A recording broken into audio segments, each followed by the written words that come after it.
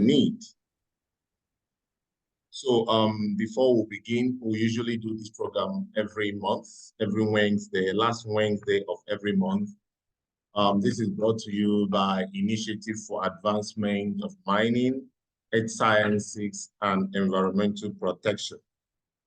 IAMESEP is a non-governmental organization that is composed of different individuals that are actually interested in the mining business. And we have a kind of a common focus that are dedicated to foster knowledge, awareness about Nigerian geology, our natural resources. So in overall, we try to make sure that every stakeholders in this business are actually coming together, be it students, educators, entrepreneurs, and general public large. So usually we say mining matters. So our vision has been to ensure professionalism through fostering awareness of what we have or what we're actually endowed with. And also we place more emphasis on environmental sustainability and protection, and also much emphasis also on capacity and skill building among the young ones. So that is the essence of this, and that is actually why we are here. Today, we'll also be looking at, some of the issues that may be having to do with some of the chemicals and some of the elements or traits that are actually coming out from the tailings of mine wastes. We understand how bad it could be when it comes to environmental contamination, some of these, especially when it comes to gold mining. The issue of chemicals in gold mining has given a global concern when it comes to environment. Most of us are aware of some of the dangers that these have actually posed. During the issue of Zamfara, we understand how toxic the cyanide could actually be. Cyanide is not, when it comes to the environment, it's very toxic. The environmental impact is so much.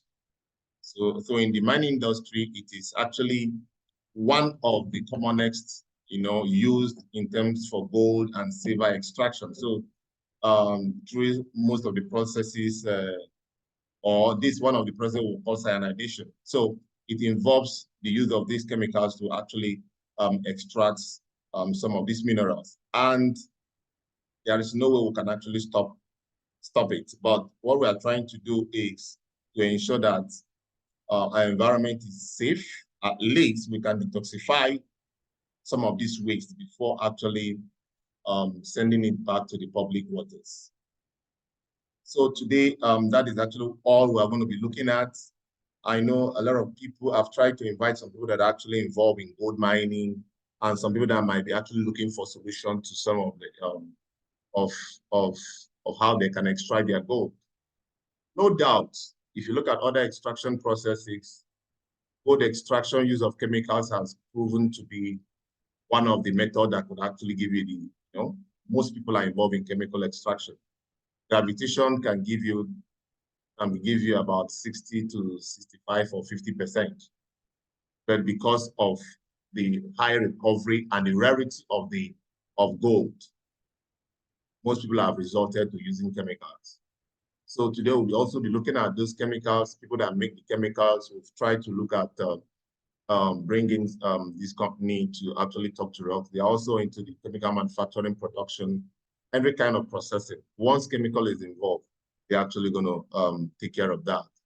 So at the end of the day, we're going to give a kind of some 30 minutes to do that, then we'll ask some questions and make some contribution. But before we go further, I would like to, let me check if Dr. Mrs. Salau is online. I'm not seeing her online. He's not online. But if that is the case, I will want to invite, I'm seeing Patrick here. Patrick is one of the foremost miner in this industry.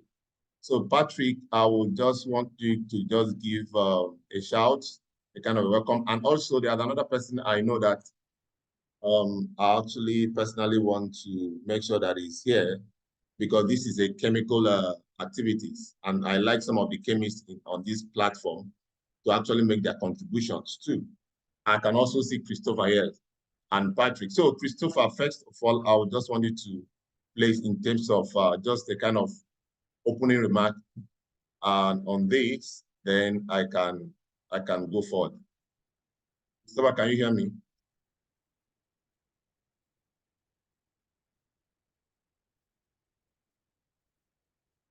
You can unmute yourself. I think you can do that.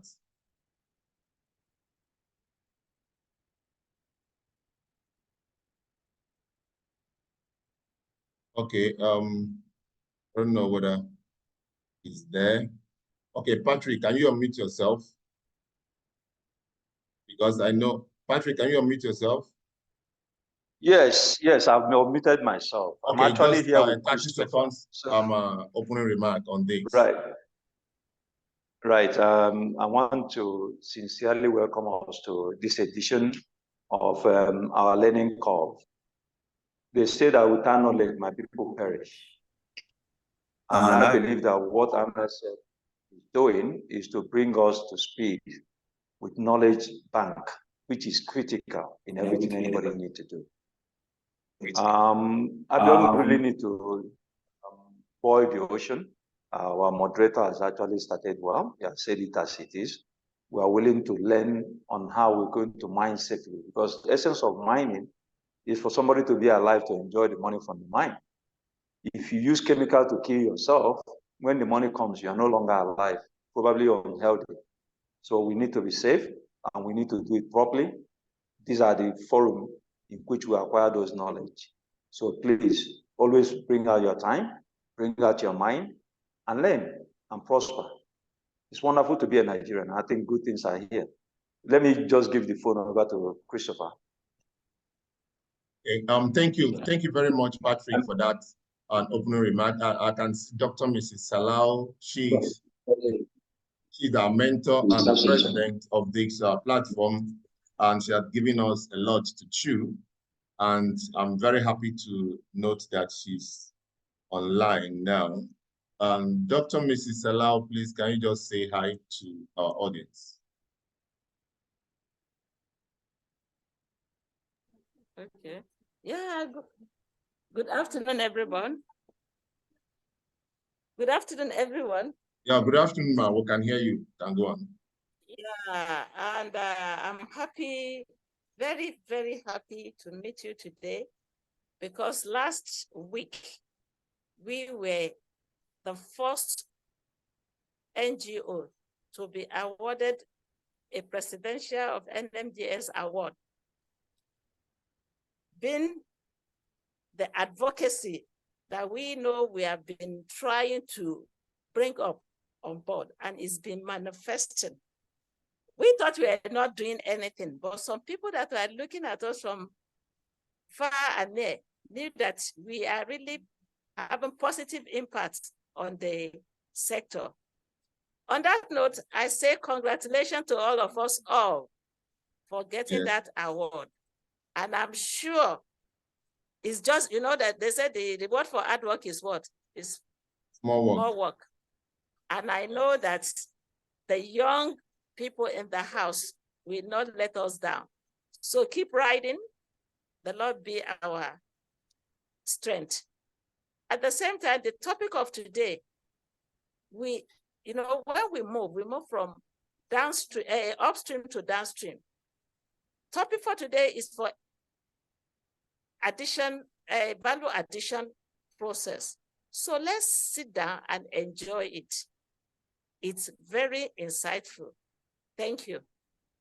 Okay, thank you, Ma. Thank you very much for that. It's when we started it, we're only trying to make some contribution and add value based on what we know how to do and what were the privileges we've got. And thank you for such wonderful opportunity you've actually bestowed on us and given us, the young ones, to actually benefit from this industry. It's something that we cannot take for granted, and we promise we definitely, as you just said, much is given, much is actually expected. The award is for us to do far more than what we've actually done in the previous. time. So I think it's high time I just I'll bring our presenter. Let me just introduce our presenter briefly before she comes on board. She's Olubimi Oguniyi. She is a distinguished professional that actually holds a bachelor's degree in industrial chemistry from one of the renowned universities in Nigeria, Abafemi Awolowo University, Ile-Ife. And she also holds a master's degree in organic chemistry from the University of Lagos. Additionally, she's a certified chartered manager with NIM. So her professional affiliation includes membership in esteemed organizations such as the Nigerian Red Cross Society, American Chemical Society, community as a community associate. So with a wealth of experience spanning various sectors, including research and development, synthetic and natural products chemistry, quality control, and quality assurance in farm industry, wastewater management, sales, marketing. She has actually held diverse roles, such as a brand ambassador, sales manager, key accountant manager, business developer, and technical sales. So she has played a very vital role when it comes to an issue of environmental and sustainability initiatives, which include campaigns that has to do with the climate change, tree planting in Lagos, and others. Moreover, she has also contributed significantly as a sensitizing educator in community health topic, particularly in anti-HIV, AIDS, and reproductive campaign in the northern part of this country. Currently, she serves as an account manager and chemical monomers, inorganics and business development specialist at BASF West Africa. So her portfolio extends across industries such as food mining, automotives, fuel, and lubricants. She also serves as ambassador for diversity and inclusion in West Africa. Beyond her professional endeavors, she is happily married, about the deep passion for business growth, environmental sustainability, advocacy for child, for girl child, women development, and community health awareness campaigns. So I think we are dealing with highly professional personnel in this when it comes to this topic. Please, can we make welcome of our presenter, our lead presenter today to the platform? So are you there? Let me see if, can you unmute yourself? I'm seeing two names here. Okay. You can unmute yourself right now. Thank you. Thank you. Do I flex your presentation or you are doing yourself? So I'll give you right. No, you should, please. Okay, I should. Yes. Okay. Okay. Okay.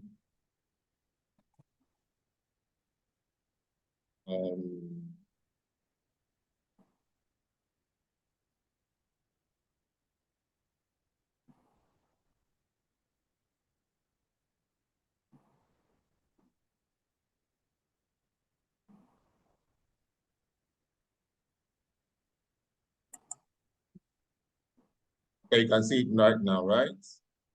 Yes, I can. Thank you. Good afternoon, everyone on the call. I really appreciate the opportunity to be on this forum at this time. I want to send my appreciation to Dr. Mrs. Lami Salau and to Sir Gideon, like I always say, and also to Sir Patrick. I really thank you for the opportunity.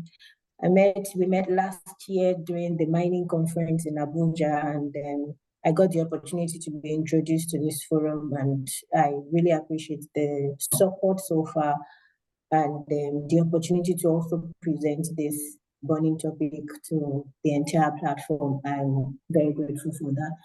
And also, I want to thank my company, my organization, BASF as a whole, and BASF West Africa, for the opportunity to represent their interest to be their voice, to speak to what they are always driven for, which is creating chemistry for a sustainable future. As much as we are a chemical producing company, we believe that our production and even the application, wherever it's heading to, should create a sustainable future, should add value rather than, reducing or diminishing the value or jeopardizing the health or anything at all that is negative. So I want to say thank you on this call. I know my CEO is not here, Jean-Marc. I want to say thank you. My MD is on the call, Olami. I want to say thank you.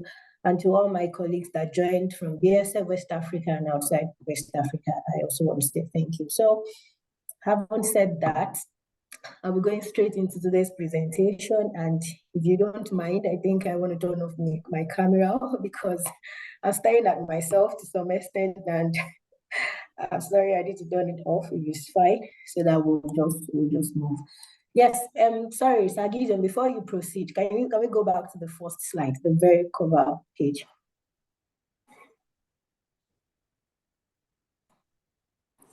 I don't know if it has changed from your end. Okay, thank you. So as already said, the topic for today is the application of SMBS. SMBS is an acronym for sodium metabisulfite in gold and copper mining, as well as for the detoxification of cyanide content in tailing.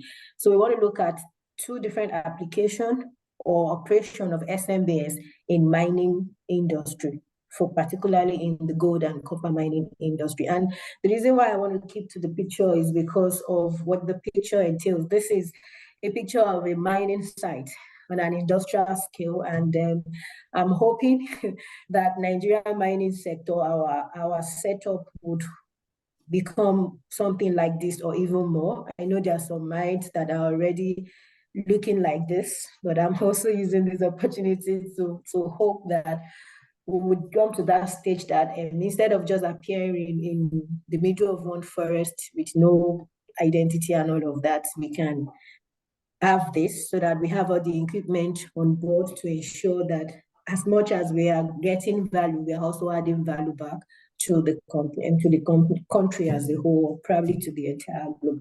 So next slide, please. Thank you.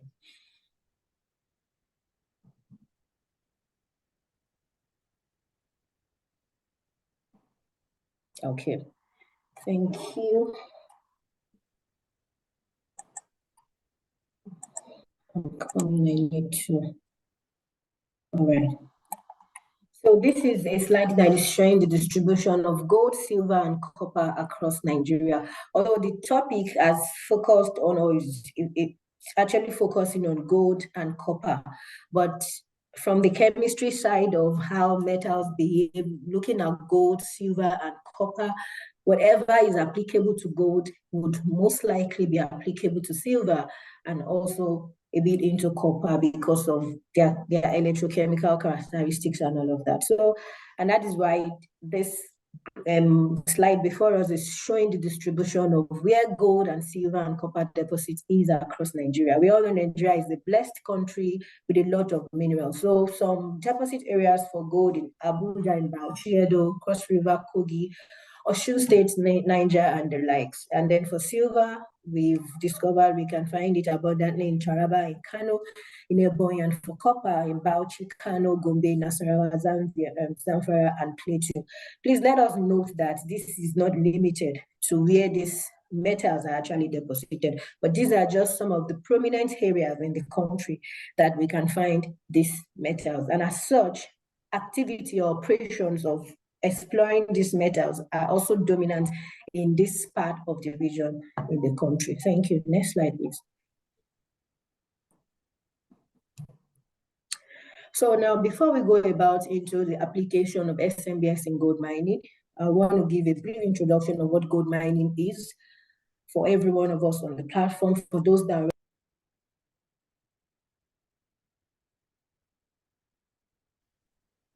okay. So gold mining is the extraction of gold by mining. That's just what it is. It's just extraction of gold by mining. And up to date, people can really not say the exact date date or time at which gold mining has commenced, because it's a practice that has been even before the prehistorical time. And ideally, the rough estimation is that gold mining activity has gone for above or more than 6,724 years old now.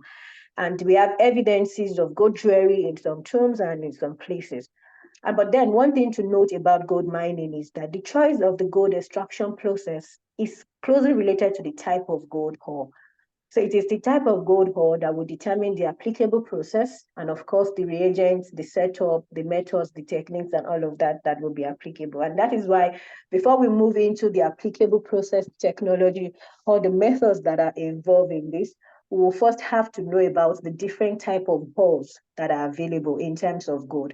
Now, just like the deposit is, the grouping of the ore here that will be shown to you in the next slide is also not limited, but this is based on the most common type of ore that is existing. So it doesn't mean that, oh, there are just 12. There might be more than 12, but these are the basic, they are the common, they are the most specific ones that you can really identify has been gold ores. So the next slide, please.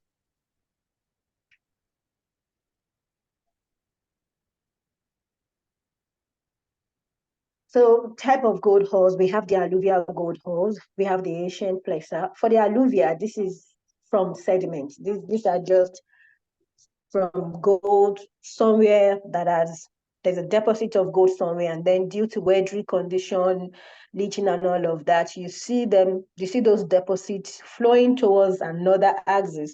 And by the time you trace it back, you see that there's definitely a major deposit somewhere else, while you have the deposit of the weathering material at a not so far area transported by water. You see it so much in water and all of that, and that is the alluvia. And this is more like the simplest form of gold ore, because in terms of the application is also very simple to obtain, and the separation is just graphite separation or amalgamation.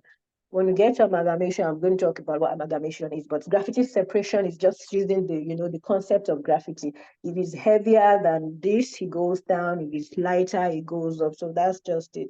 And people that are into this kind of gold ore will use that graphite concept to collect their gold solids or gold mineral out of the water and the dirt that's out together in this deposit. We have the Asia, and the process for the Asia placer is just graphite separation and cyanidization. So graphite separation, yes, and even after taking it out with graphite, sometimes they still have to undergo the cyanidization method. We're going to talk more into this process, but I just want you to take note of the applicable process. And by the end of the 12 holes, you will see that some particular process are very common to most of the ores. And then we have the gold-bearing quartz vein ore. And then for this is the graphite separation and the mercury and cyanidization gold extraction. So for this involves 3 methods. So you use the graphite separation method, you use the mercury amalgamation method, and then you can also use the cyanidization method to obtain the gold in this particular ore. We have the oxidized gold ore, and for this is cyanidization and graphite separation, which is due to the oxidation that could occur in this system. We have the silver-rich gold ore, and for silver-rich gold ore, sometimes you have to float, you have to use the flotation method, and even after the flotation method, you still have to apply the cyanidization method. So please, let's move on to the next slide.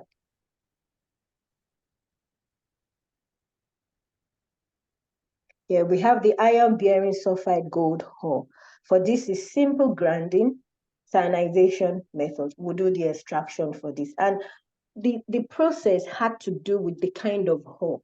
So we have gold already in the ore, but which other component, which other metal, which other material is present with gold? Which other thing is gold binding with? That will lay the foundation to structuring out the process. And okay, fine, we need to grind first, we need to roast, we need to smelt, we need to do flotation, we need to do this and even add more to process it before we can get out the gold. Because of the interaction, the chemistry that is going on between the gold and the rest of the material. So if you have a ore, you have a mine, You cannot just, okay, have gold and it's gold. You have to consider every other thing around the gold for you to be able to bring out the gold in good shape. So we have the gold arsenic sulfide gold ore. And for this, is just flotation. And for those that are into mining process, you know, anytime we have sulfide in the ore and it's very dominant, the best way to go around is to do flotation most times. And then we have the copper bearing sulfide gold ore. We have flotation, we have smelting, and then we have cyanidation. So you don't just do flotation, you also have to smelt. That is application of heat, which is pyrometallurgy, instead of just using your normal hydrometallurgy and the likes process in it. Then we have the antimony bearing sulfide gold ore, which involves flotation, roasting, and cyanidation. So this is the combination of the hydrometallurgy process and the pyrometallurgy process to get out the gold. We have the telluride gold ore, which is pre-oxidation and cyanidation. And that means pre-oxidation means you have to pre-treat the ore before you even say you want to go embark on cyanidation. And then we have the polymetallic sulfide gold ore. This contains the lead and zinc and copper. And for this, you have to do flotation, smelting, and cyanidation. And lastly, we have the carbonaceous gold ore. And for carbonaceous gold ore, you have to do oxidative pretreatment and then cyanidation. And maybe to put it out here that amidst all of this, one of the most difficult ore to extract gold for is the carbonaceous ore. This is because of the presence of carbon. For those of us that are into mining or not, carbon has a great affinity for gold. The same way gold has this great affinity for carbon. So when you have an ore that is densely populated with carbon, it binds so strongly with gold, and it becomes very difficult to extract the gold out from this one. We have some mines in Ghana that have this particular peculiarity and all of that. So for such ores, you have to pre-treat that ore first, deal with the carbon nature of the ore, then before you go for that to do cyanidation or whatever method works for you. So now this is the discussion on the full definition on what these extraction methods are. And you will agree with me that there's a very common process to almost all of the ore. Cyanidation happens to be one of the most common ones. Then we have the use of mercury, which is amalgamation method, that happens to be one of the other common one in this mining activity. But then cyanidation seems to be very much prominent in gold mining, and not just limited to gold mining, but to other metals as well. So now when we talk about separation, gravity separation method is mainly to use the separating material through different specific gravity and sedimentation speed, or according to the differences in their relative density of minerals. Like I said initially, it's just about gravity, okay, which is more high density, what weighs more, and then that goes down, water comes up, and then you can decant and get it out. Then we have the flotation method. This involves the uses of reagents. So flotation material or products or chemicals now are specialized kind of chemicals that goes into the mining industry for the recovery of your gold or exploring of your gold or copper, in any case it is. So this is very commonly used in dealing with highly floatable sulfide minerals containing gold ore. Like I've said, if your ore is the first method that you should be considering is flotation, of course, but that doesn't mean it's definitely going to be flotation. But once it's a sulfide dominant ore, there is high probability and possibility that the way to get out the material of interest or the metal of interest would be via flotation. Then we have the amalgamation method. And for this amalgamation method, it is the use of mercury. So when we talk about amalgamation, it's mercury. And it's a method of choice that is common with the ASGM. That's the artisanal mining or small-scale gold mining. This is the myth, because of course people say, oh, it's done amongst the artisanal and the small scales. But mercury, over time in the industry, they've come to accept mercury as a one-fit kind of technology. So even those with industrial scale kind of setup will still want to go for mercury, because when it comes to dissolving gold and getting it out as soon as possible, mercury they do at the end of the day is just for them to just, volatilize the whole thing, and that's the thing. And you get your gold, you assume that everything is fine, mercury is out and all of that. And this is where I want to also emphasize. This is very commonly used in Nigerian mine. I've spoken to a lot of mines, and I hear stuff like, oh, we don't use cyanide, we use mercury. And although I know currently there's a ban on it, and there is also a declaration of mercury in mines by 2030. So this platform, one thing I also want to push out on this platform is that miners that are into mercury amalgamation method of extraction should try as much as possible now and start looking into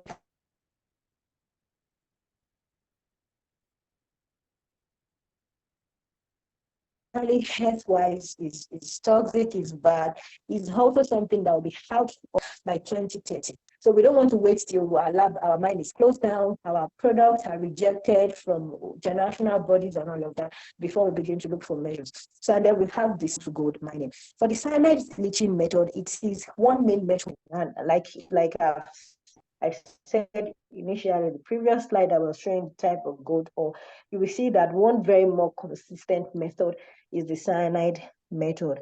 And this is just a leaching method that involves the use of cyanide as the leaching agent. In this case, it's just heaping up your gold ores crushed or whatever, and then releasing this solution or this cyanide solution into it, allowing it to percolate down and leach out. And because gold has great affinity for cyanide, you see gold dissolving in cyanide, and then you get a slurry, that means a solution, is a liquid, not so liquid, not so thick, form of already dissolved gold in the cyanide. Next slide, please. Next slide. I don't know. Okay. Okay, thank you. And one thing that has also made cyanidation a very acceptable method is because miners believe that it's highly efficient in terms of gold recovery. It's very, very efficient compared to the belief on amalgamation method. There's a belief that amalgamation method is highly efficient, but contrary to that belief, in actual fact, the efficiency of using mercury is poor compared to when you use different other methods. So if probably you're already using mercury in your extraction and you think, oh, your recovery rate is high method, you would see that you would recover more percentage of your gold than what you're already recovering. And then we have the carbon.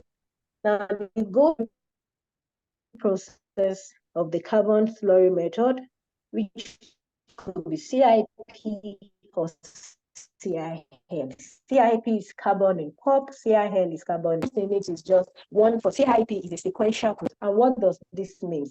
After leaching out your gold with cyanide, if cyanide is what you're doing, and then you had carbon, you have activated carbon. Like I mentioned, that gold has an affinity for carbon. So you have your activated carbon that is added into that mixture, such that your dissolved gold is now being absorbed on the carbon, and then you can easily separate it and teach for that to the next step, which could be electrowinning or any other method for you to get out your. For carbon import, you leach, you transfer to another tank where your carbon, activated carbon is.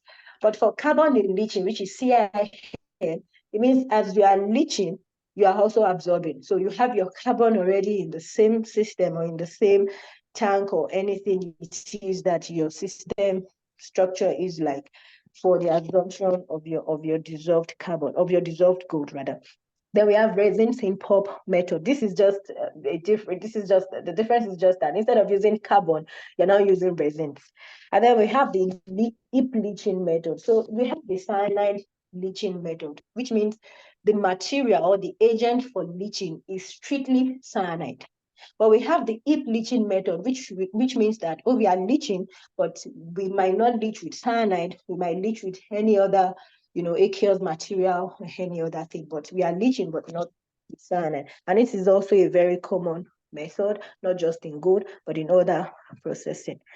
Now, I want to read through it. It's just very simple. You leach, you have your hull piped together through an impermeable medium, and then leaching is just, you can spray the solution of the material you want to use for leaching, or you allow it percolate down on its own, and then as it's percolating, it's penetrating the hull, is extracting gold or the particular metal that you are interested in getting at that time. And from there, you can decide to absorb on gold, and then on carbon, or you can decide to use any other process. But one thing to be noted in all of these 6 major methods is that some of them requires combination of more than 1 or 2 of it.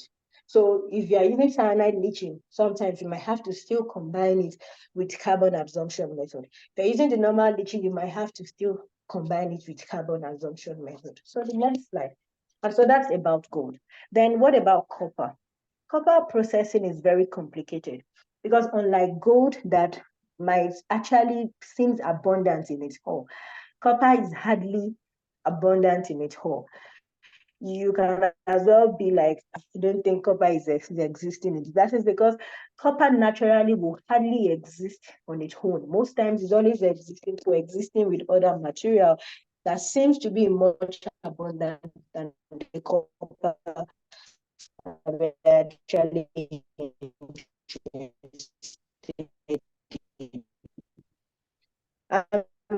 We have most common hulls. We have copper oxide hull, and then we have the copper sulfide hull, and then in some cases we have the combination of this hull. So for copper oxide, the method is just the extraction and then electrowinning. When you talk about hydrometallurgy, it means you are using pure-based solvent or solution to leach.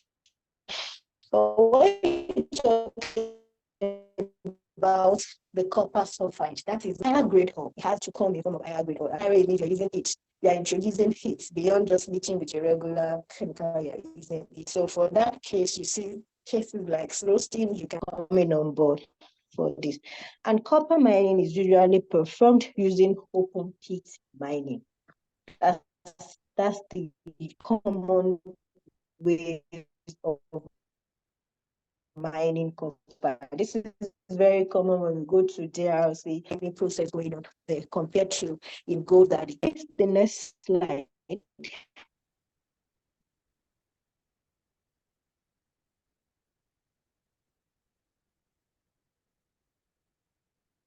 Okay, so now the processes of the oxide hull, I already spoke through to this, and you will see that one major thing I've not mentioned here is the heap leaching. So for copper oxides ore, which is relatively common, or what miners would find it very easy to go into rather than trying to go into the copper sulfide ore, is just you just get out your copper in 3 methods, which is in 3 steps. You heap leach. After heap leaching, you do solvent extraction, and then you do electrowinning. And for heap leaching, the leaching agent in this case is sulfuric acid. That's dilute sulfuric acid. Now, in gold, the heap leaching, the most commonly used heap leaching agent is cyanide. But in copper, you use sulfuric acid. So then how do SMBS comes into play when we are not even using the same material for this? Next slide, please.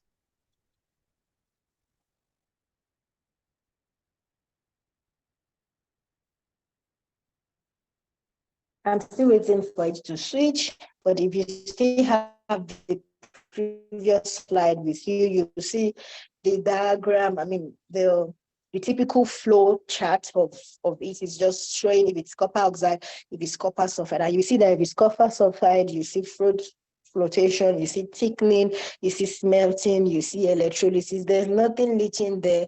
There's nothing liquid. There's nothing about aqueous solvent. There's nothing around it compared to this copper oxide, do your regular bleaching. The slide has not changed from my hand. I don't know. No, it hasn't changed. Still waiting for it to change. Okay, thank you. So I haven't talked about what gold mining is, what copper mining is, the extraction methods, and all of that. So what's the relationship of sodium metabisulfite with this particular activity? But before I go into talking about sodium metabisulfite application in mining or in gold and copper mining, I would like to talk a bit about sodium metabisulfite as itself. It's a very versatile chemical and how it's applicable in mining. So to have application as a precipitant or as a detoxification agent. And when it comes to heat being a detoxification agent, it helps to drive sustainability, environmental safety, and all of that in that operations. So SMBS, sodium metabisulfite, known as SMBS, is an inorganic compound. It's extensively used in food preservatives. So for those that already know SMBS, be like, oh, it's used in food preservatives, like in biscuit production. You also have application in shrimps, where it helps to, prevent the discoloration of shrimp from turning black after pulling out or after harvesting them from the water bodies. This same SMBS goes into pharma product formulation. This same SMBS is applicable in oil field industry, in shrimp preservation, in fruit preservation. And again, the same SMBS in the same form as it is, without adding anything to it or taking anything out of it, is also applicable in the mining industry. And in the mining industry, it works as a precipitant and or as a detoxification agent. Now, when you dissolve it in water, it forms sodium bisulfite. For people that are chemists, we already who know what sodium bisulfite is. But for those of us that are not chemists, I just want us to absorb it like that. It forms sodium metabisulfite, because I don't think there's a way for me to explain what sodium metabisulfite looks like. So now, and then in mining, we're going to talk about directly into its application as a precipitant and also as a detoxification agent. Please, next slide, please.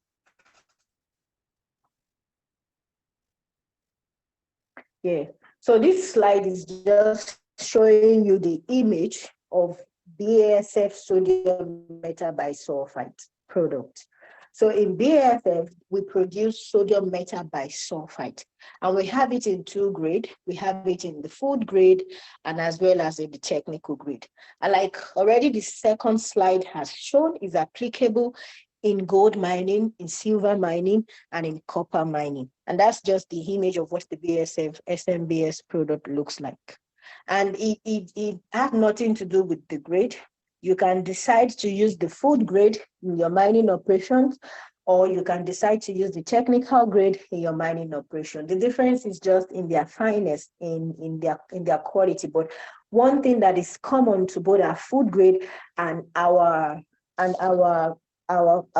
technical grade is the quality. You would not get less than a 97.3% of it in terms of purity. So whether you use the technical grade or you use the food grade, it will. But it depends on your recovery rate, what percentage of recovery level or detoxification level are you looking into. So that might make you decide to go for the food grade or decide to go for the technical grade. But irrespective of the grade you go for, you're still going to have it work perfectly. So next slide.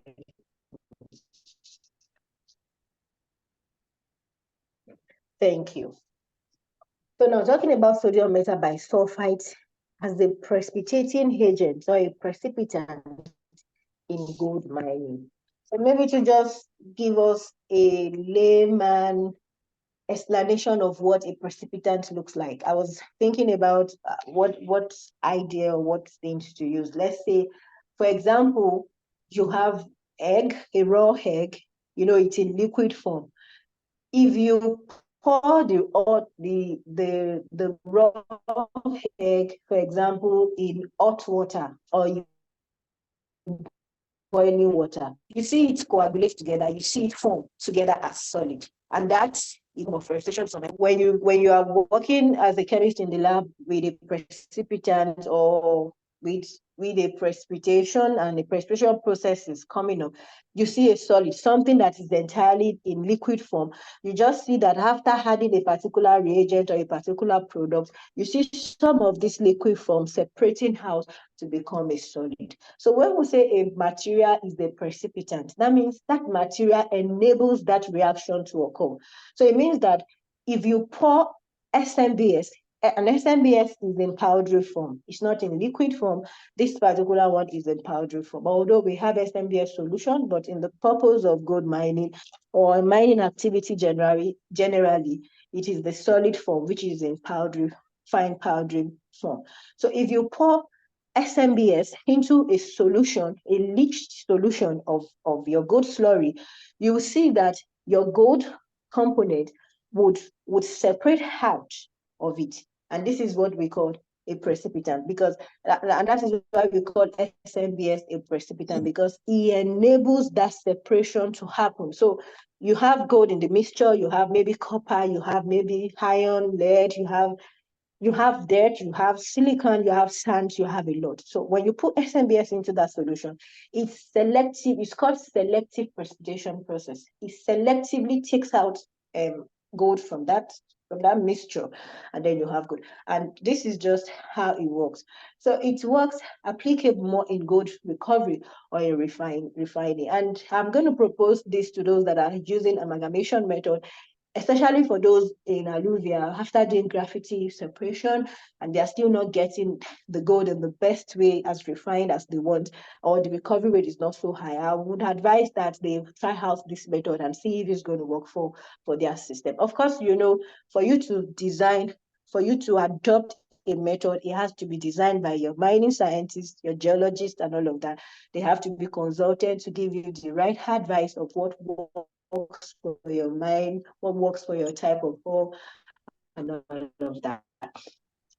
So now, in SMBS is commonly used in the gold refining process to precipitate, and the precipitation now is from.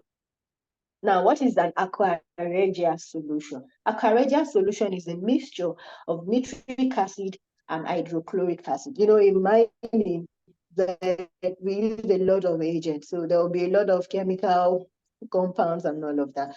And not just a mixture of nitric acid and hydrochloric acid, but in the ratio 1:3. It means for every 1 mil, should I use 1 mil? Yes. For every 1 mil or 1 liter of nitric acid that you are putting in a container, you are adding 3 liters. If they are not in that ideal ratio, it won't work. They can't work independently. Nitric acid would not work alone.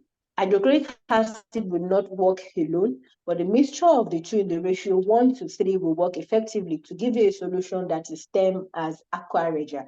And when you have the aqua regia solution, you have your gold dissolved in the aqua regia solution. The presence of the nitric acid will enable total dissolution, and of course the hydrochloric acid will, as we go down, I'm going to explain the reaction on the next slide as we go down, and dissolve it. So in the solution, in your aqua regia solution, you already have your gold already dissolved in it. So now, how do you take out your gold back? Then this is where, can you please go back to the previous slide? I'm not done. And then you add SMBS to that solution. Once SMBS is added to the solution, because SMBS has affinity for gold in that system, it selectively precipitates only gold. It doesn't, even if you have another, as much as SMBS can precipitate silver, can precipitate copper and all of that, and then, cobalt and all of that, if you have them in the system in aqua regia, SMBS would not. It will selectively precipitate just your gold out of it, which you can then filter out as a fine black powder, and then you just wash with water alone, and then you have your gold coming out in the normal brown color as it is. And this is just the reaction of what is happening here. So in the reaction, the gold ions, when dissolved, it becomes ionic. It comes into the ionic state, moving from the elemental state, is charged 3+, are down reduced by SMBS to form the elemental gold as precipitant. And of course, your byproduct is sodium bisulfate and sodium hydroxide, which you can use again for any other event. Of course, sodium hydroxide is what we popularly known as caustic soda, which is used in different form and application in the industry and can also be used again in the mining process. Now, the Aqua regia dissolve gold by oxidizing it to copper to gold 3, that's the auric ion, due to the oxidizing power of the nitric acid. So this is the chemistry behind it. And then the chlorine it produces also aids this reaction. So now let's move to the next slide, please. Now, sodium metabisulfite in the acid will break down to form sulfur dioxide. I know some people might come up with questions to say, no, in some mining industry, we'll use sulfur dioxide instead of using SMBS. And this is also for you to say, this is the formula for sulfur dioxide, SO2. It means one single sulfur and atom, one molecule of oxygen. You see it as Na2 S2O5, So it means for every sodium metabisulfite, you have 2 and then you have 5 oxygen atom in it. So in what is actually working is sulfur dioxide. Sodium metabisulfite will dissolve in water to give you bisulfite. It means double, twice of it. So it means you are getting twice results, twice an outcome of what you will get using agent. So that stage of SMBS is cheaper and is very, very cost effective. Now it reduces it to from HU3+ to HU, and then reduces the nitric acid to nitrous acid and the chlorine to chloride acid, and itself oxidizes to sulfate. Now, SMBS, like I said, is affordable and an effective selective precipitant for gold via a simple redox. So this is what we call redox reaction.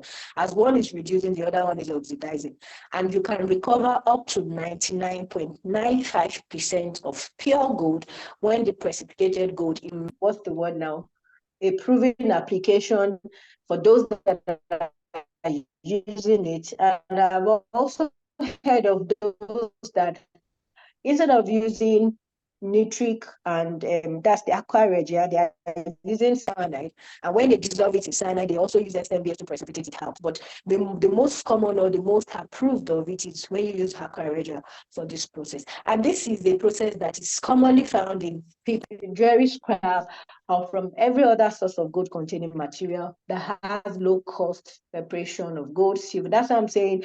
For those that are into ASGM, that's the artisanal small scale mining, that are all that because of their setup, they would love to operate their activity on a low cost instead of using mercury. This might be a method for them to consider using instead of using mercury due to the toxicity level and the injurious effect that's on the environment.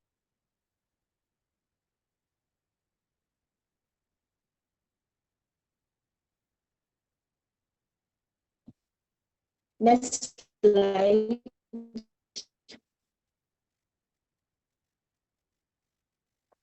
Okay, thank you. So that's in gold.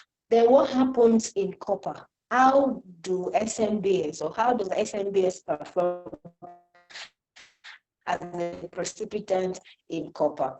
So for copper mining, most of copper, but one thing as the coexisting hub, they exist together with cobalt. So one thing you will find is you will see a copper cobalt existing as one, rather than saying a pure copper or maybe pure nickel or something, you will always see it as a copper cobalt ore. This is very Nigeria, but majorly because cobalt is also abundant in Nigeria, and I know that not so abundant anyways, but I know our copper ores will also be existing. Some of them will be existing as copper cobalt ore.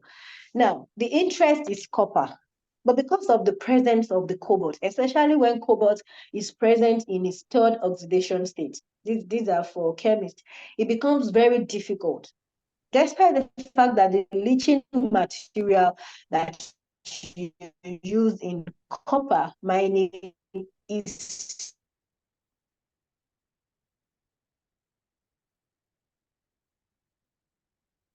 in presence to take care of the cobalt so that you can get out the copper that you're interested in. And this particular agent is sodium metabisulfite. So if you were to travel to their copper mine, you see a lot of sulfuric acid as well as a lot of sodium metabisulfite. Maybe what we use basically is method. The best product to use or reagents to use in this kind of ore mining activity is to use your sodium metabisulfite in conjunction with your sulfuric acid. And that's just what it's going to do. It will reduce the cobalt, which is in the third transition state, to the second transition state. And then from there, you see your cobalt transforming into cobalt sulfate. And then you see your sulfuric acid leaching being able to leach your copper effectively and better interest, which is copper out. It's used in the Aqua regia solution, where you have to add it to it, and then it works directly on the gold.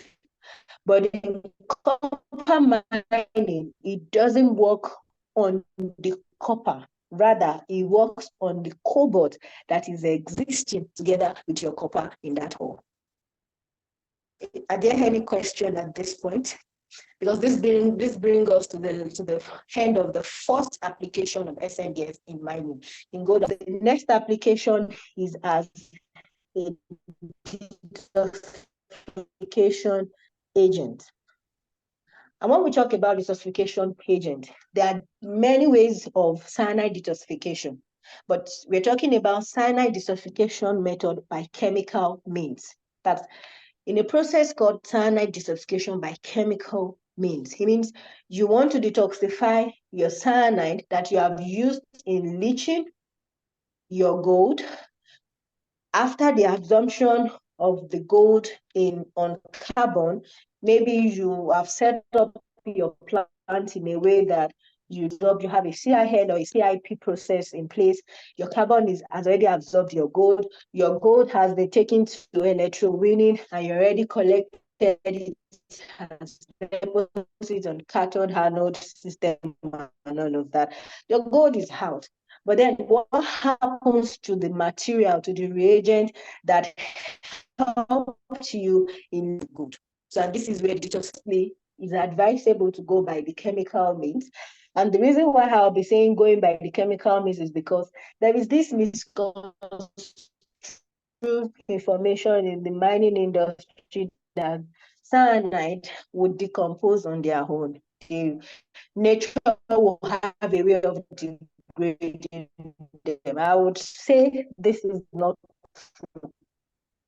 Although when you release cyanide into the system, it changes form into another kind of product, which I'm having is not naturally cyanide. So my cyanide is gone or changes into another material that is very injurious. And the subsequent slides give you several examples of how this cyanide has reached into this community, the water body, and everywhere, and become so injurious and become the gold industry to meet the international standards for discharge into tailings storage facilities or discharge of excess water for the mining operation. Now, the process is based upon combustion of the cyanide, which includes the cyanide weakly complex with metals ion to cyanate using sulfite.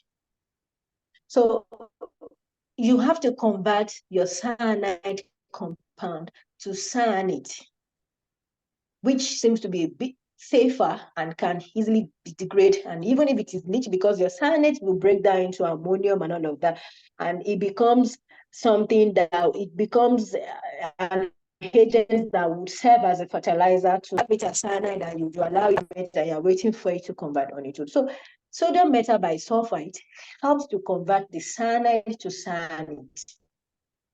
And this is just the introduction of sulfite from the sodium metabisulfite with hair and copper as catalyst. That's if you don't have copper already, your cyanide solution. At a controlled pH regulated by lime, the reaction rate is extremely fast and is limited by transfer of oxygen. Of course, it is, and that is why there's always an introduction of hair, which is most times introduced by maybe adding product into it, or maybe agitation. You can increase the level of your dissolved oxygen level in your cyanide or your tailing content.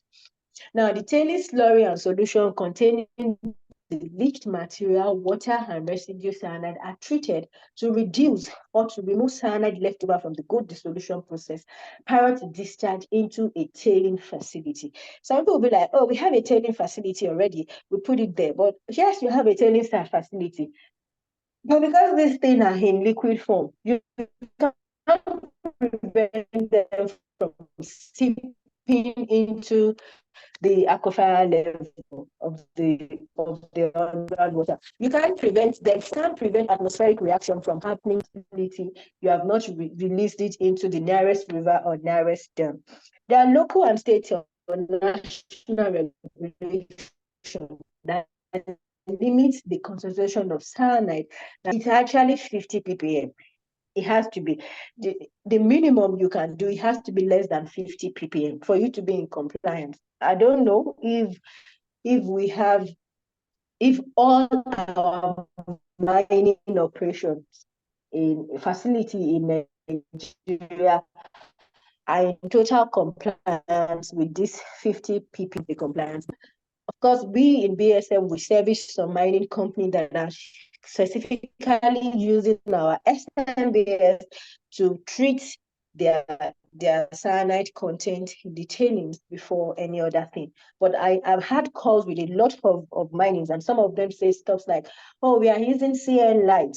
We don't need to treat the cyanide. Oh, we are not even using cyanide. We don't need to treat our tailing. We are not using so much and all of that. But one thing that I want to emphasize on here is that I've looked into the chemistry of CN light, and if it's CN light is cyanide, maybe in a lower concentration, it still had to be treated. No matter how safe you think it is, you still have to treat it. And if you're using cyanide, no matter how safe you think it is, maybe because of the location of your mines, it's far from the city, it's far from people and all of that, you have to treat your cyanide content, your tailing content of cyanide, because of the toxicity effect that cyanide have on people's health, on the environment, on social life and economic life of the society as a whole.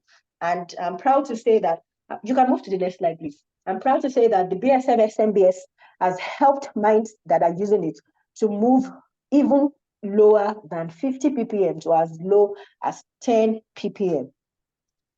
And one thing that is also of interest to the mining industry is attracting international investors, attracting international off-takers and all of that. And one thing that has to be checked in our box is rather for the one that will relate to just legal and all of that, is to ensure that our services, our operation are in compliance with the rules and regulation, especially the environmental regulatory compliance of the mining operations. So this is our tailing content, because I know the standard process or the standard method is the most common method applied here in Nigeria, either a CIN or CIP in Nigeria, in Ghana, or wherever it is in West Africa. So composition of cyanide for solution and tailing. But when used high quality SMBS in terms of purity. And this is what you get from BASF brand. So when you can get a purity level of 99.9% and get your ppm, your cyanide content product that will give you 50 level at 70 or at 100. If we are going to treat our tailing content, then we should ensure to treat it in the proper and in the best way. And this is what BASF has created for us, which is SMBS as a material whose quality is very high. If you're going to use it as a precipitant, why not use a precipitant that will ensure that your recovery is as high as 99.9%? Why use a less quality, pure kind of SMBS for this particular material? Because you're affected, because you are most likely releasing into the system some other products that will also contribute to the injurious effect that is already going on into the system. Because if you have 100% or 100 kg and 50% of it is just SMBS, the rest are then what? They will probably be released into the system and constitute to another problem in the system. So this is offering to us not just the technology, but also to advise that we use and which BASF brand is offering. So the SO2 process is relatively simple and invariably cheap. And that is just it. And these are some common examples of untreated cyanide defects in mining operation. And I loved where Sir Gideon started his introduction with this morning. I never knew that there was an issue in Zamfara that was caused by this cyanide. Most of the reports were not from Nigeria, which had to do with documentation issues. So I'm glad that we already have such incident. I'm not glad that we have the incident, but on the other side, it's something that is relatable.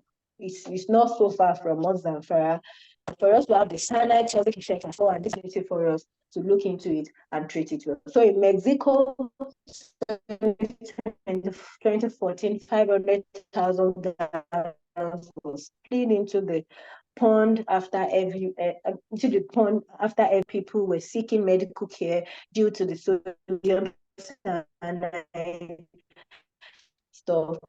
We have the Romania Oil Gold that also led to 3.5 million cubic feet of cyanide contaminated waste in the Tinan and Danube River, killing fish and pond. Even about the area of where our mining activity is taking place, because this thing goes underground, they seep into the aquifer and all of that, and can even travel all the way from Zamfara, can travel as far as getting to Kogi State. And then you see somebody taking water in Kogi or getting some health injury in Kogi, which had to be as a result of an untreated tailing content somewhere in Zamfara or somewhere in Niger State. And the United States, this is very interesting because this happened in a mine, and an employee of that mine, when he got home, I don't know how far his house is to the mining center, opened his tap and noticed that there's a smell of cyanide in his tap water.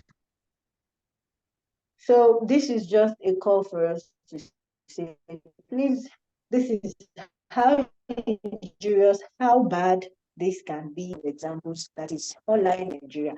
And just to put it here again as a disclaimer, I've said it before during my presentation, cyanide can persist in the environment. It doesn't go away. People say, oh, over time it's going to go. No, it doesn't. It persists. The industry claims that cyanide is relatively safe because even if it splits, it breaks down rapidly in surface water.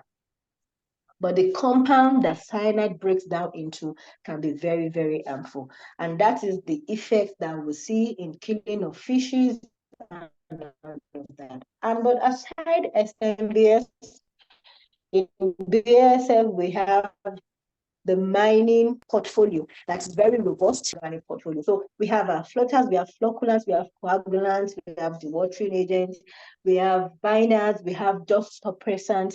From construction to tailing, we have solutions for you. So in construction, you want to construct your mine, you need building panels, you need spray, you need grinding liners, you need pipeliners and all of that. We have it in BASF, and we are not just going to support with the material, we also have the technology. So we support, we go as far as getting ores from your plant and taking it to our lab in South Africa, where we will run analysis on it and then give you results and advise you based on the kind of ore, what kind of reagent, what kind of technology that you should be using on your mine. So this is the last part of my presentation, and I hope that we've been able to get one or two things from today's presentation. And I also hope that we'll begin to look into applying sodium metabisulfite in our mining operation. Thank you for listening. I really appreciate it.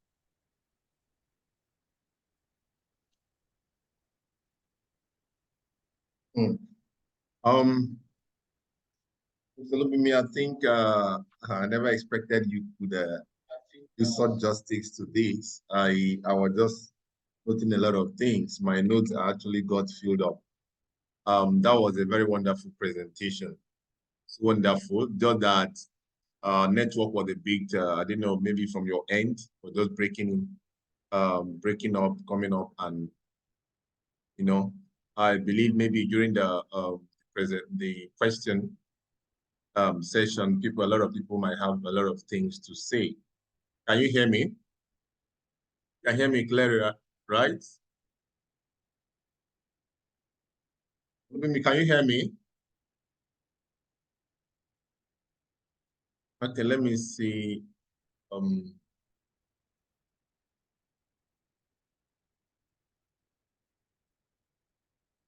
Can you hear me?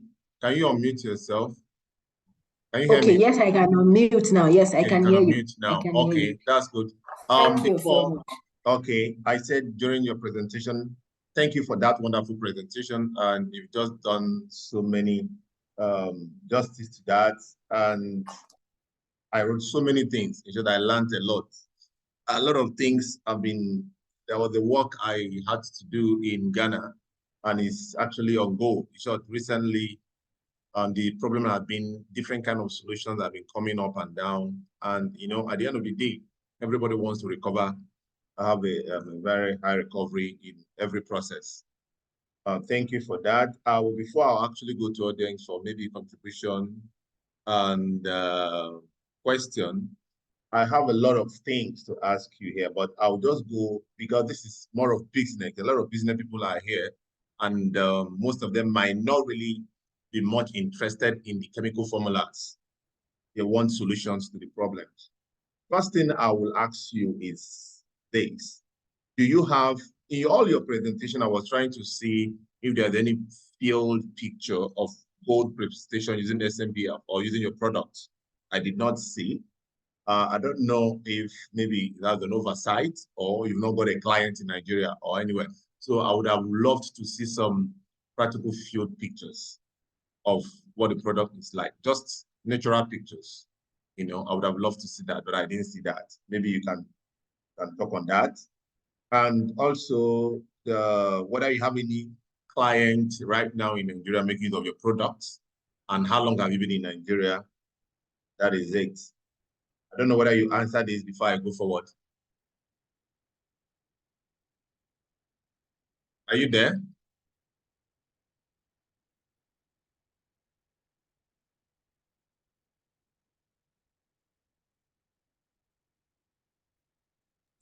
Okay. Yep. Okay, thank you.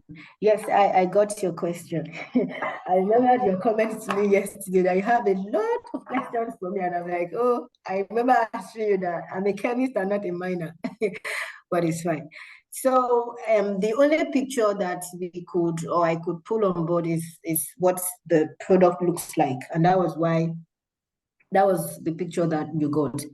For now, locally here with us in Nigeria, I don't have such pictures of practical, interaction, because this happens on the mine on our customer site, and taking pictures that we have to gain their consent to use for public presentations like this. So that's why we don't have the picture here. But aside that, one thing we are working on is with some research institute, which we would be able to use their pictures for, if there's another platform to present like this, I'll be able to show practical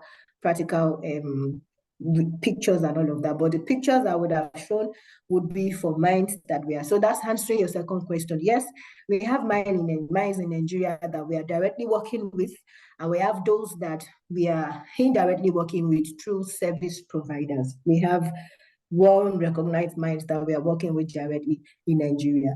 And as to when has SMBS been used in this application? For Nigeria, as during my introduction, you see me saying is BSF West Africa. So before now in Ghana, we've been doing a lot in the mining industry since 2021 in Ghana, or 2020 in Ghana. COVID year slowed down things, but from 2021 in Ghana, we've been doing so much directly. So it doesn't mean BSF, SMBS has not been going into the mining industry, but the one that we can lay hold and say, okay, this moves directly from us, not through a third party that we're not aware of, or through anything. This is 2021. But here in Nigeria, this was the project that started last year in Nigeria to start looking into the Nigerian mining industry as BASF. So we started last year in Nigeria, and we've been able to, not like last year, from roughly let's say mid 2022 in Nigeria, but from early last year, we've been able to have established relationship with miners and with service provider into the mining industry, and they've been using our SMBs. That's why I can boldly tell you that if you want a 99.9 recovery, you will only get it with BASF product, because they've tried several products, SMBS, from different origins and different production. I've discovered that the most easy to use, that gives them the quality, the recovery, and everything they wanted is the SMBS. And it will even be surprising to you that in Nigeria, it's the food grade that goes to the mining industry. In Ghana, a technical grade, but in Nigeria, I think the urge for recovery is so high that they just feel like, okay, no, we'll use your food grade, and it's doing so much effective as it is also working in Ghana for them. So I hope I've answered your questions. Okay, that is good. That's okay. How long have you guys been here, be operational in Nigeria? Operational, we've been here since 2012. Operational. That's quite long. Okay, I got that. Something is, like if you look at the charts, somebody said, yes, I know cyanide, the issue of this chemical has been there. A lot of people have been using everywhere you go. The ASM are actually involved in mercury. Bigger companies are actually involved in leaching cyanide and all that. But surprisingly, why people use cyanide irrespective of this, what we are actually saying, being given up to? Because I've not heard someone talking about 99.something% recovery. And why do people go for, why do you think in all these people still, because I'm not sure SMBS is actually common. I'm not sure it's popular. Why do you think, irrespective of the safety nature around SMBS, and people are still going for cyanide? Why? Yeah, so it has to do with, like I said, one, your home, your mining, your scale, and everything, and all of that. And it also had to do with the limitation of science at this end. I think I need to, you kind of put the cyanide and the SMBS together, but I'm going to split it now. Now, for now, I know there are other solutions like sulfate solution, like chlorination solution that people have come to say works for gold recovery, work for gold, and all of that. Been only known chemical as at today that would effectively dissolve gold is cyanide. Mercury would do it, but mercury will not do it in that level of recovery. And that's why you see that it's common with the artisanal, it's common, it's not always used on industrial scale. But in terms of you have an industrial setup, you want to recover, cyanide is the only known product as at today from the science field, although there are some researches going on to take out or to gradually extinct the usage of cyanide.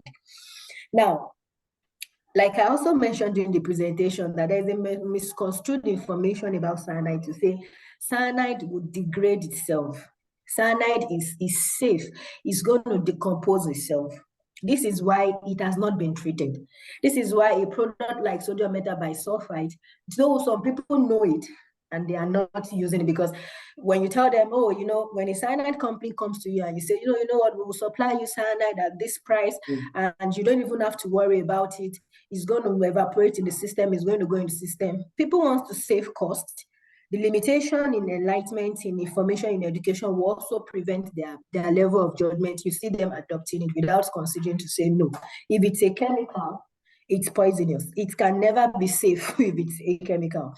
So that is why people know SMBS a long time ago. Some people know it, but people don't want to add cost to their production, not knowing that there are some costs you had to get higher value. And because also, there are no regulatory. Are you saying, in summary of what you're saying, are you saying that people are actually much interested in costs because of the cost differences? That's why they're actually going for cyanide. Is that what they're saying? No, that's what I'm saying. In cyanide, people are using cyanide because for now, that is the only known product that is effectively, efficient for gold leaching. That's why people are using cyanide. So the problem is not. Are you saying it's more popular? Yes, it is. That cyanidization method is the most common method in gold extraction. So are you saying awareness is required for SMBS? Yes, awareness is definitely required for SMBS. Or are you looking at, because there's something I need to understand here.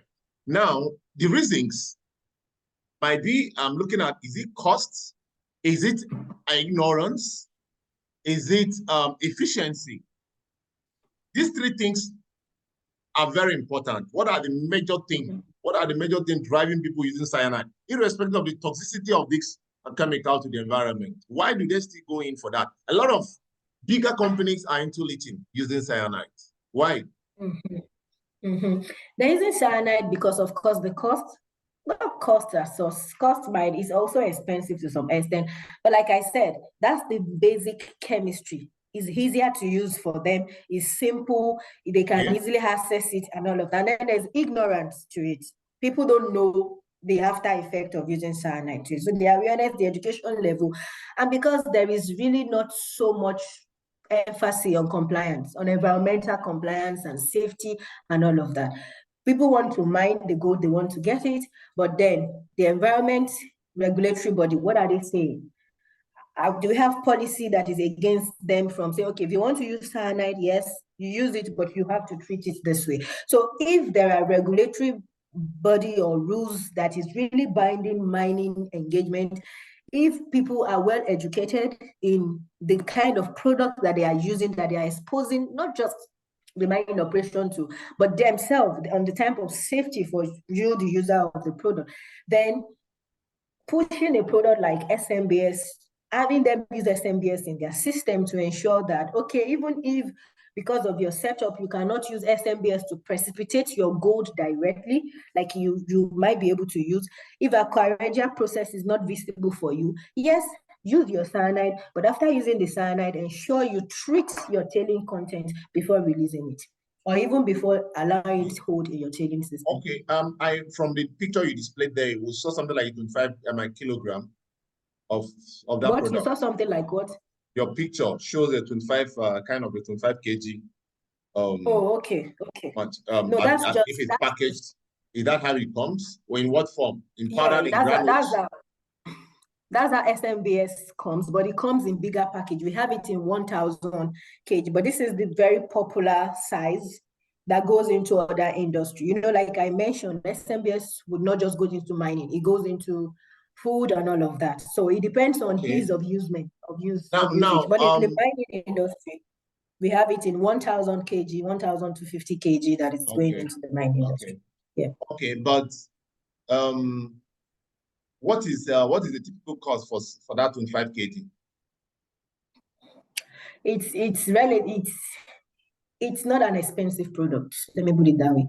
I can't talk about cost now because I mean it's not something like it's already packaged. I don't know. See, it's just like saying a bag of cement costs this range in Nigeria is about 8,000 to 14,000. Nobody's really responsible for that. But we want to have an idea of such a 25 kg bag. What is the typical cost? What is the range? What is it like? Is it 1 million? Is it 20 million? Is it 1 billion? Tell us, what is it like? There should be a likely cost to that 25 kg you should.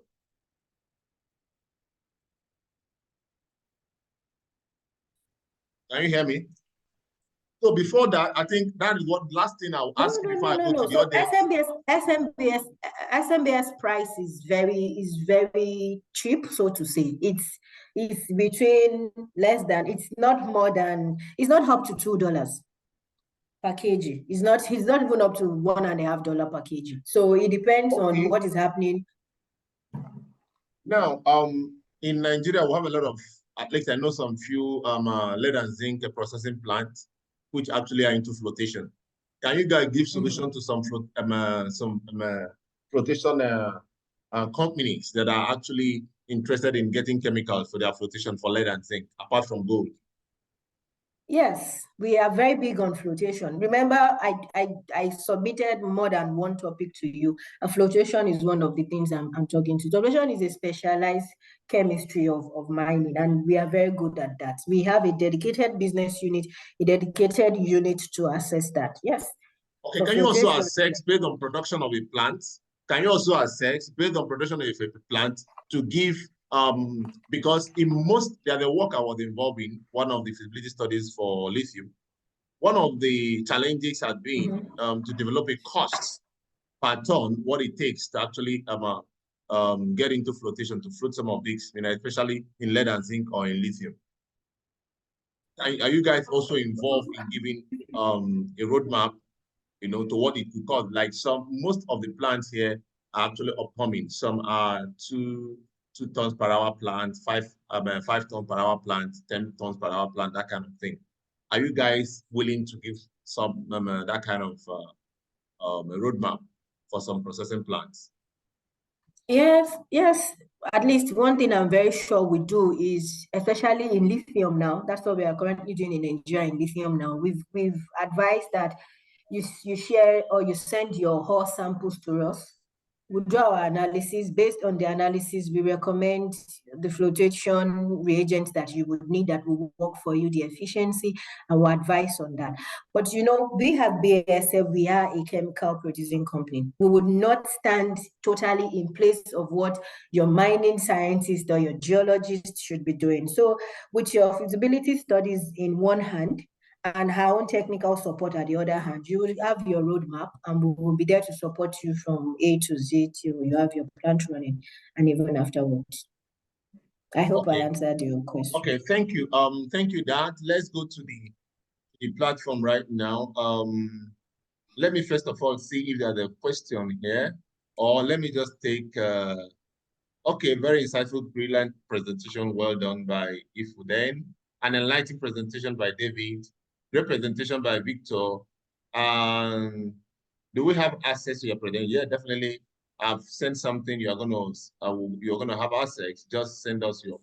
If you're on our platform, on email platform, definitely to be on that platform, you have that. If you're not on the platform, you can send your number. It can actually send to you, or you'll be added on the platform. A lot of the other people that are on the platform actually joined. We also take this opportunity to tell you that there's a group, called advocacy group, who actually there you can find all kind of professional people into different businesses of different chains of solid minerals. So that's actually why we are here, and that is actually supported. This platform is supported by that platform. Another person here is a good presentation. I remember in the mid-80s, as an officer in the Ministry of Mines, we used to grant permits to local goldsmiths to use potassium cyanide to recover gold. I don't know what it takes today. However, I think there is a need to carry out this SMBS initiative to the grassroots, while also targeting the medium and large-scale miners who use cyanide process to recover gold. You know, I'm very much interested when you say when this can actually be used in places of mercury, that is as a precipitant. If I'm correct, yes. You say this actually can be used as a precipitant in good processing, especially by ASM, and that is actually safer, if I heard you correctly, and that will give you a kind of a black sand from what you said. And in getting back your gold, you just need only water to wash. Is that correct? Yes, you just wash with water. That's all. You're not going to heat again or adding any other You're chemical. not going to eat or and anything. That will come out. It's a cold reaction. Okay, that's interesting. Okay, let me see. Okay, another thing somebody asked, and most of us said, how does SMBS remove chlorine? I think that the last question I have here from the audience. Then before I open up for some other people to talk, or maybe if you have anything to say, please, you can actually indicate by raise of hands. Then I will give you that.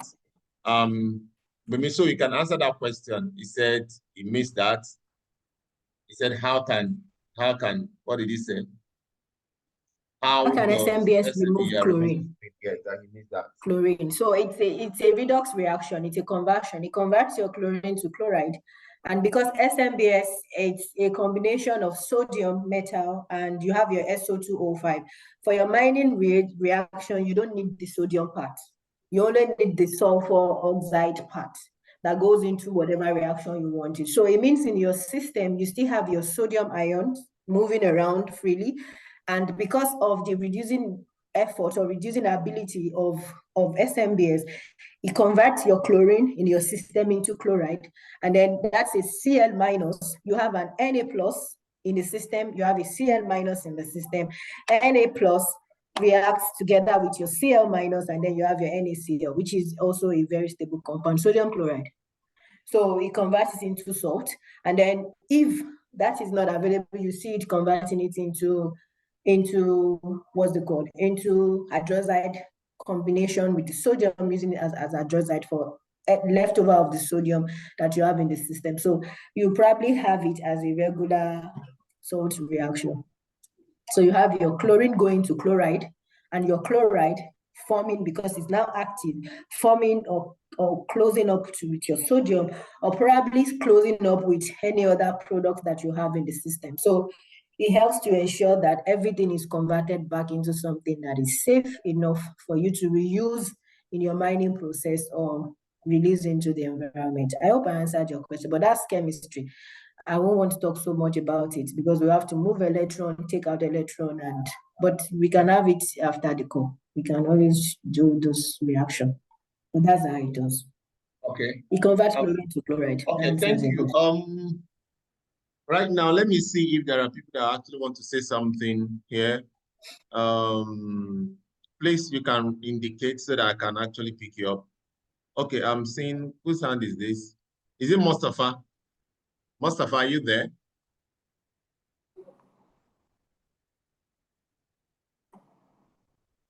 Raise your hand.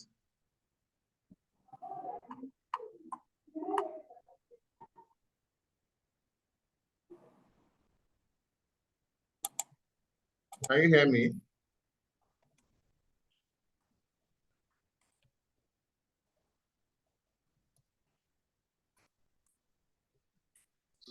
Okay. Yes, I said it's just a top off for Bumi for the question, for answering the question. Okay, I thought you raised your hand.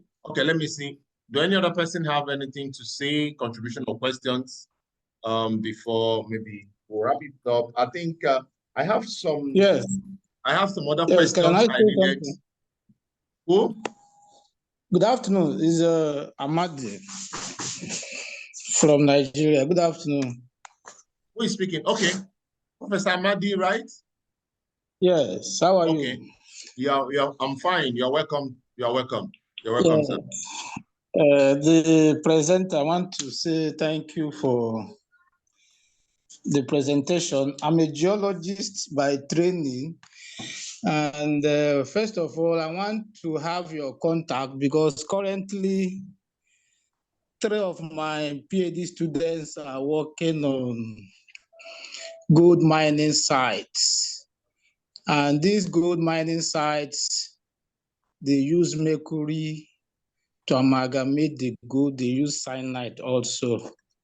And we are looking at it from an environmental geology point of view because most of them wash along the river channels. Some during this dry season, they would dig pits and get to the water table and then wash inside those pits. Invariably, the surface and groundwater has some level of contamination. So I want to have your contact so that we can send some samples for analysis. Okay. Secondly, I also want to know because we're looking at remediation.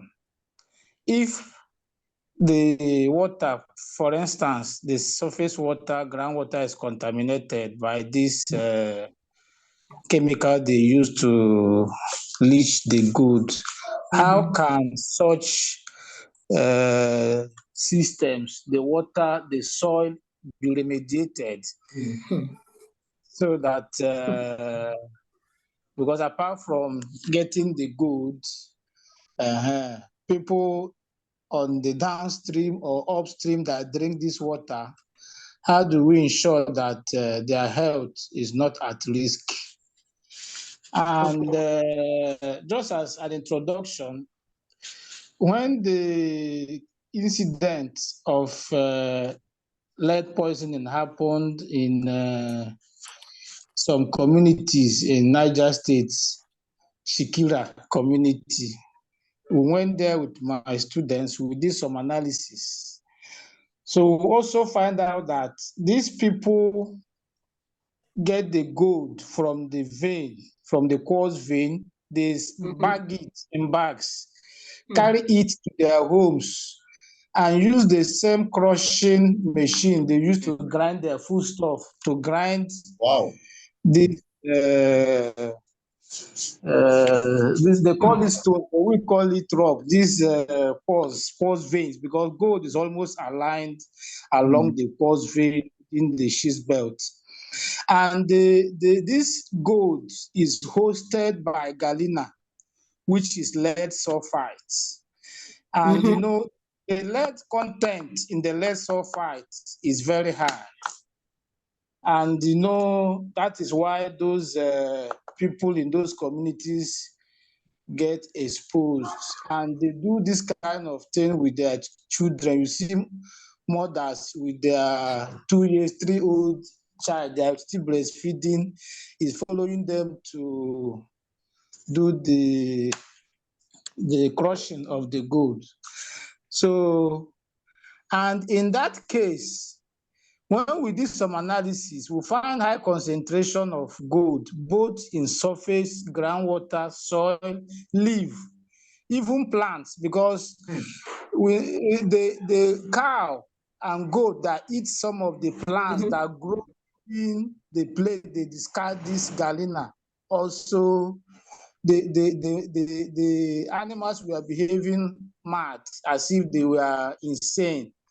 And when we interacted the people, they show us those plants where the animals eat and they will be behaving like they are mad. So when we analyze those plants, we also got to high concentration of lead. Let me not take much of your time because I have so many things to say, but let me not take much of your time. Yeah, Professor, I think that's a very interesting one. I think you heard what he's actually added up to this. Yes, I do. Yes, I do. Thank you, Professor. I really appreciate it. But then, so one, going to your question to say contaminated water bodies, soil and the likes, what can be used to treat them? Firstly, will be to do the analysis. You take a sample of the water, you take a sample of the soil, the plants, and all of that around it.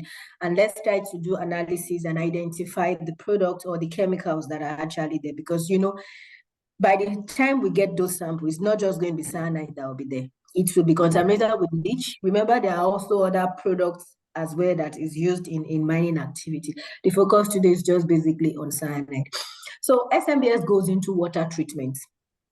Actually, okay. it can also be used for treating water, but that is if we have tested that water and we are sure that SMBS is the best thing to correct it, to control it, and all of that. So that's analysis. That's going to be a different topic on its own. So for the villagers, of course, what is lacking here is the knowledge, ignorance. So if they know that what they are doing is, no matter how good it is and valuable it is not edible, it's not valuable, it's not safe, they won't be bringing it home, let alone using their food milling setup to also crush it. So this is where awareness comes to play, and I'm very sure IAMESEP would take this as maybe a campaign to start enlightening neighborhoods, because most of these mining activities are carried out in places that are extremely rural.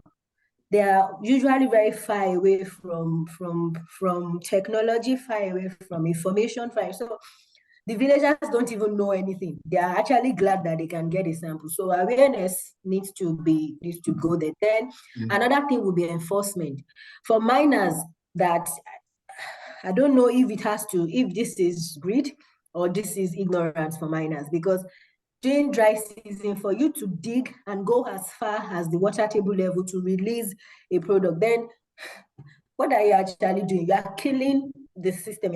So this is where mining operations should be flagged. This is where I expected some of the workers should flag, and this is why we will be calling on the government bodies, the environmental regulation system, to please put much attention on the mining activity going on beyond mining license and all of that, beyond all these state government, federal government issues. The environmental issue, it's also something that the body needs to pay very much attention to, because I mean that's an height of wickedness for you to dig and now leach water into the aquifer system. It's not just going to stay in that village or in that community. It's going to flow across many places. And then this is not even something that you will have the effects in 10 years, in 20 years, in 30 years, you start having effects of lead poisoning, effects of cyanide poisoning. You start having mutation, you start having children that are born without legs, without hand, with holes in the heart, and you start wondering where all of these things are coming from. And this as a result of some of these dangerous and toxic activity going on. So awareness, enforcement, and then analysis. We have to check and then treat. For my number, I don't know if it's okay to drop it on the chat here, which is fine. I would drop my official line. No, we've dropped a contact. They'll reach, definitely there's a contact there. They can reach, make inquiries on the platform. So they'll have to make inquiry from the platform. Whatever contact has to go through the platform, and definitely we'll get it to the appropriate places. Okay. Yeah, and I'm so very much interested in working together with your students on their analysis. I would appreciate them having to run analysis with SMBS and see how it's going to go. I'll send my contact on the platform, so we'll get in touch. You know, what we are saying, the whole system is collapsing because of corruption. People do things without conscience, and you find out that majority of the people that are even involved in artisanal gold mining are just downtrodden people. They do it to survive. So anything they do, what they're interested in to get the good, whether the water is contaminated, the soil is contaminated, is not their business. And they don't know that this has far-reaching effects. But we just pray that God will help us. Yes. Thank you. I know God will help us, and but we also have to help ourselves. I wish, I don't know, but I've gone around to so many gold mining sites. If you see the grade of the extent of environmental degradation, the siltation, the pollution to water bodies, it is something that's unimaginable. You know, like what they are saying, most people actually want to survive. And most of the surface gold are being washed. So what they do is, no matter whatever it takes, they just need to get out the gold. So they don't care about this. So, but another thing, Bumi, I want to ask, is there any form, any way of environmental issues with SMBS? Is there anything like that? Thank you. Yeah, no, so there's really not is so there much. Any, can you say, what is do you have peculiar any with environmental issues that is associated with the use of SMBS in any mining process? Yeah, that's what I'm trying to answer. In mining process, there's not going to be any. Can you hear me? Yes, yes. In mining process, there won't be any. You know why? Because what the mining activity needs is the SO2. And this is the SO2, and SO2 will be consumed in their reaction. So the only concern will be for the mining worker, the workers of the mine that are handling SMBS, because SMBS naturally emits SO2. So, and because of the SO2 emission, it can lead to irritation of the nose of the track and all of that. And of course, that is it. So it means I'm expecting that for miners, they should wear their complete PPE. That's their safety material for their activity. So once they are properly covered with the right nose mask and all of that, and so for every SMBS we supply, we always attach the MSD document. That's the material safety handling document that tells you how to store, how to carry, what to do about it. So if all of this is put to place in the mining system, it's not going to be injurious. The people handling, if they are well kitted with their right PPE, and then the SO2 going into the system it is what is needful for the operation. So for the mining industry, is really not a challenge. But for those that are not into mining, who are not, of course, it's the SO2 that is really active for every one of them, but that is not really they are not operational. They're not like everyday daily running like it is for mining. They have to store in their warehouse. That is where right handling, right, PPE comes to play. So, but once you have the right PPE and you're consuming the right portion that you should consume, there's no fear of having SO2 leached, because you would have consumed your SO2 in your system and you won't have it leached, say, okay, SO2 is leached and then there's a reaction and then we begin to have acidic rain and all of that. No, it's not going to get to that. So I've not seen a major environmental impact if the safety measures of handling SMBS is really adhered to. Okay, I hope I answered your question. Okay, I think we just have less than 7 minutes to go. I think Dr. Misalau wants to say something, but before that, I just want to thank all of us for this award. We've actually, this is Nigerian Mining and Science Society, was actually awarded the IAMESEP of the best, initiative that we've taken this year, the last year, to capacity building and entrepreneurship.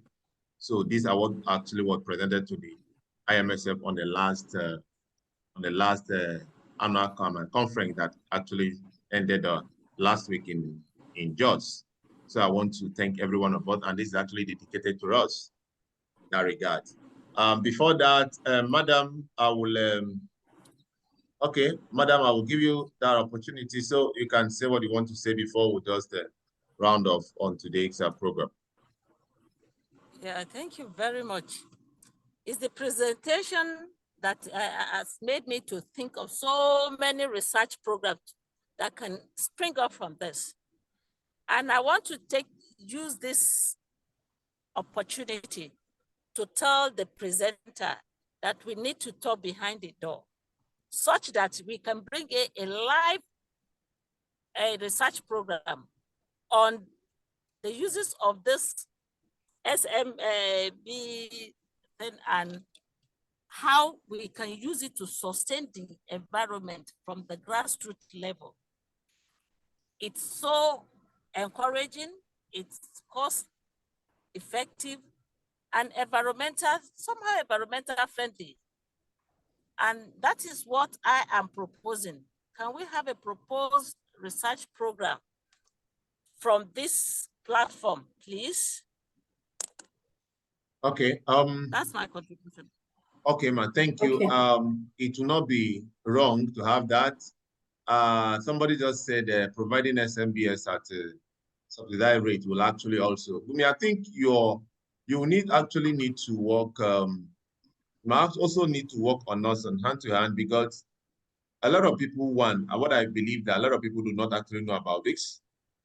And also there should be, from your own end, there should be a way of bringing more of sensitization. That's actually what we are doing right now. Then bringing more of putting in something that will make it easier in terms of using, because I asked you a question. I know why I was asking that question in terms of cyanidation and mercury. You said in terms of using them. Any complexity that actually involved in SMBS, is it something that actually could we need to work on also? So maybe in our subsequent presentations and all that, we need to see how we can actually bring this on board. Because I've traveled very far and I've seen so many things happening in the forest and in the bush. Are people trying to use different kind of chemicals to remove this, get this gold, and they leave environment in any way they want. So I think is a nice one we have today. Dr. Abdul Ghaffar, are you there? Lex, are you there? Dr. Abdul, are you there? I saw your...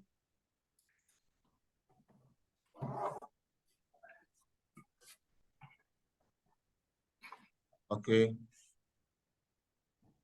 I can't see it again, but nevertheless, okay. In that, I think, okay, great presentation to me. Okay. I think another thing here is being, great presentation to me is cyanide used by gold miners in Nigeria. Definitely that's actually what they use from research. Cyanide is being advertised as a better option for mercury. I think that's actually what we are saying all this. Why? Okay, for some of you that have actually dropped your numbers, and I might not be able to add everybody, but what you need to do is you go to the platform. Okay, on the chat, it has been dropped. You can actually click that link and you find your request to us. You can do that right away so that the admin can actually bring you in.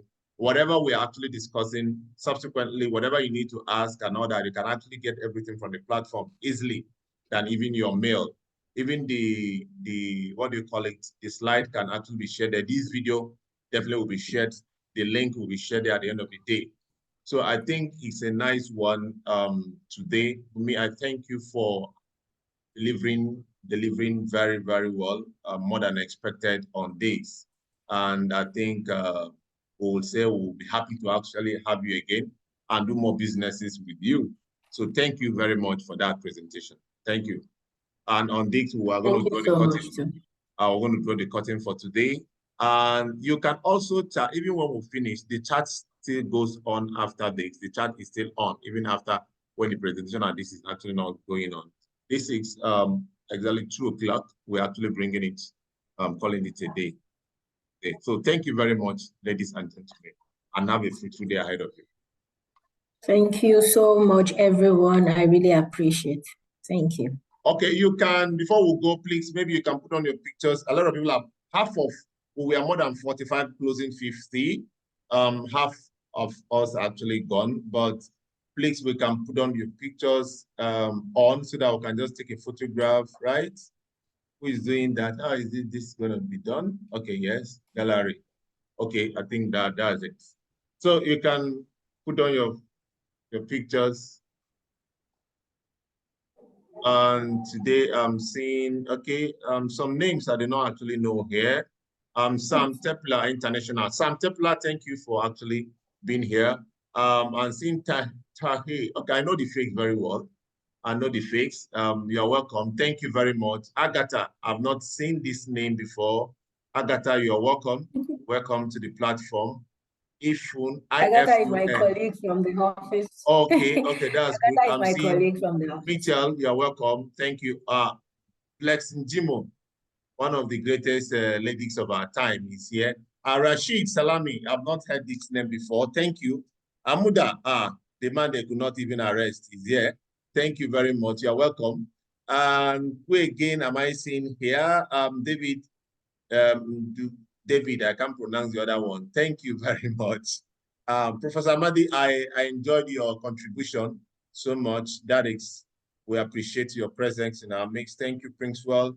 Then there are some other gold guys I know. I didn't see, maybe they've gone. I invited about 3-4 of them that are into gold mining.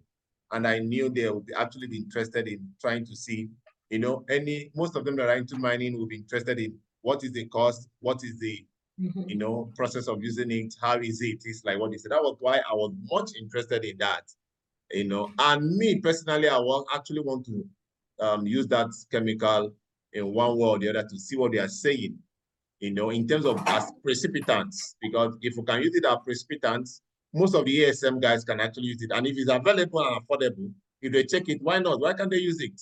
So that people will start harassing them in terms of environmental degradations and all that. Most of them do not have what it takes to do EIA and environmental audit. But if we have this kind of solutions and it's environmentally friendly, and we can prove it's environmentally friendly and they can actually afford it and it's cost effective, why not? Why can't we use it? So it becomes the issue of awareness. How many people are aware that this is actually existing? Because for me, I'm not sure that a lot of people are aware of this, even though it's been in existence. Maybe cyanide are actually taken. So a lot has to be done for people to be aware of it. So thank you, everyone. And Blessing, Mitchell, all of you should take pictures so that we can just go from here. Thank you. Thank you. Thank you. Madam, I'm seeing Madam Salau. I'm seeing another person that looks like you. Her name is IFUN. Can you say hi? I'm seeing someone that looks Madam Salau. Are we having twins? Okay. She dressed just like Dr. Mrs. Salau. Madam, you're welcome. Thank you very much.